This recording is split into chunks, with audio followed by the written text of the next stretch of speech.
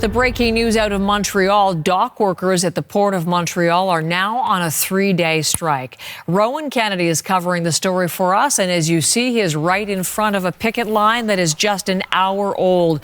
Rowan, what is happening and what are those workers telling you? Heather, dock workers here at the Port of Montreal just walked off the job a few minutes ago.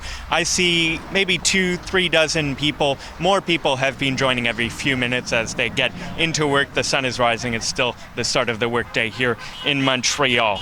Now, the partial strike was launched at 7 a.m. and should last 72 hours, so they're batting down the hatches. This is what this street should look like for the next 72 hours during work hours, 9 to 5. They've been told not to block any trucks or cars, and as far as we can see, they're not doing that so far. A lot of cars, though, and trucks have been honking on Notre Dame Street, the extremely busy street behind me here at the Port of Montreal. Now, the strike affects 350 employees at Termon's warehouses. They're two of the biggest lots here on the Port of Montreal. Last-minute negotiations over the weekend with the employers were unsuccessful. More than 99% of the union members voted to go on strike last week and gave notice on Friday. They're frustrated with working conditions here at the Port of Montreal. In a statement, the Association of Maritime Employers said it hoped to find common ground, but was unsuccessful and is now disappointed. It says its priority is concluding a new collective agreement as soon as possible. Heather. Rowan, we know Montreal is the busiest and biggest port in the east of this country. There is an awful lot of container traffic that comes in and out of there. So what impact could this have, this 3-day strike? I think that's the question on everybody's mind here.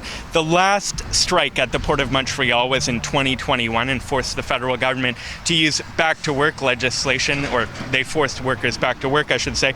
And it's worth noting the Port of Montreal has about 40,000 employees, so these 350 employees may be a small number. The Port of Montreal does see $6 billion worth of goods, and we'll see that over the next few days here in Montreal. The port says a contingency plan for the strike was put in place, but a spokesperson told me that any strike here at the Port of Montreal can have serious consequences. Now, I'll just end with something that a worker told me, is that they had a ship come in today. Their responsibilities are offloading and unloading the cargo. They got a ship in today. They started offloading it. They didn't finish. They went on strike, and they should finish on Thursday. So just to give you a sense of the consequences here of this strike.